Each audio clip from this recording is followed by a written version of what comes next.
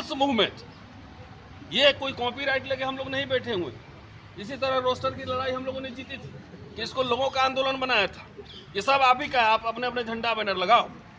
तो इसीलिए मैं ये अपील भी है, 2 दिन बाद वो नंबर ठीक होकर शायद दूसरा नंबर रिलीज करेंगे, तो वही यही नंबर तो कुछ टेक्निकल एरर है, वो ठीक हो जाएगा, उसके बाद यही नंबर रहेगा।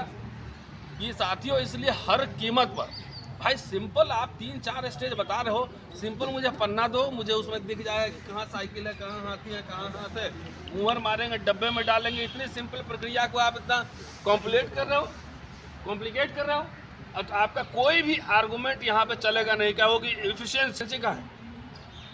आप मान लो कि 30 दिसंबर को आप इलेक्शन कहीं एक वोट हुआ पहला चरण, और 7वां चरण हुआ 28 जनवरी को, और रिजल्ट ला रहे हैं 7 फरवरी को, तो कितना 37 दिन का प्रोसेस तो हो गया ना।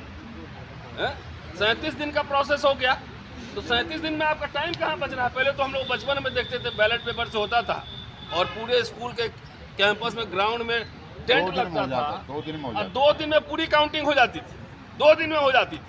ये कौन सा एफिशिएंसी है जिसकी वजह से आपको टाइम और मल्टीप्लाई कर रहा है।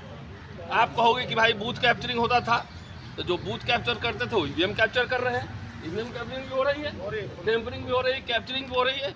भाई 77 में या 80 में या 85 में इतना टेक्नोलॉजी एफिशिएंट नहीं था ना। इतना हाई टेक वेपन नहीं था, सर्विलांस नहीं था, कैमरा नहीं था, कुछ नहीं था। अब आपको एक ही दिन में 2 चरण में पूरे देश में चुनाव हो सकता है। 2 चरण में इतने फोर्सेज हैं, पहले पैरामिलिट्री फोर्सेज हैं, 2 चरण में हो सकता है। 1 हफ्ता के अंदर रिजल्ट भी आ सकता है, 1 हफ्ता के अंदर। और दूसरी बात, लोकशाही में सबसे इंपॉर्टेंट सिटीजन है। जब लोगों को चुनाव का रिजल्ट लाने की हड़बड़ी नहीं है कि हमें आज ही चाहिए, तो इलेक्शन कमीशन को इतना हड़बड़ी क्यों है। जब हम हम करके ठीक है 10 दिन बाद ही आएगा, लेकिन अच्छे से काउंट कर लो।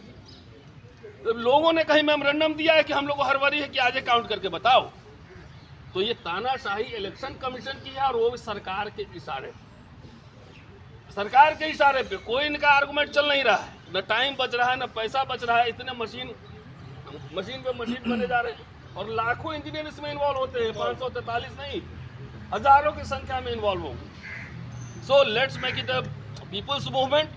ईवीएम का विरोध हर मोर्चे पर होगा। अभी कार्यक्रम सब लगा है।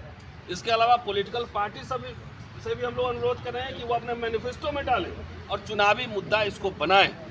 ये जन आंदोलन है, ये आज़ादी के बाद ये दूसरा आज़ादी, ये ईवीएम से आज़ादी का आंदोलन है। नहीं तो डेमोक्रेसी जो है आपका हाईजैक है। आपको आपकी वोट की जरूरत नहीं है, मशीन से वोट ले लेगा, सरकार बना लेगा, आप जनता की कुटाई भी करेगा। इसलिए अपने हकूक, जिस ड्रीम के साथ डॉक्टर अंबेडकर, कॉन्स्टिट्यूएंट असेंबली के लोग, जवाहरलाल नेहरू, तमाम ऐसे लोग ने एक पार्लियामेंट्री डेमोक्रेसी की कल्पना की थी, उसको जिंदा रखने के लिए हमें आंदोलन लड़ना पड़ेगा। मैं आपको ये भी याद दिलवा दूं कि इनका जो पेरेंट ऑर्गेनाइजेशन है आरएसएस, उस समय भी जब संविधान सभा बनी थी, जब संविधान बना था, लागू हुआ था, उस समय भी इन्होंने कहा था कि संविधान को हम नहीं मानते और मनुस्मृति हमारा संविधान है। वही लोग आज हुकूमत में हैं, वही लोग हुकूमत में हैं। पेगासस कहाँ गया? तो इसलिए दुनिया में जब सारी संस्थाएं तानाशाह हो जाए, पंगु हो जाए, तो बाबा साहब ने कॉन्स्टिट्यूशन का जो है ना शुरुआत जो है ना अल्लाह अकबर से, जय श्री राम से नहीं किया।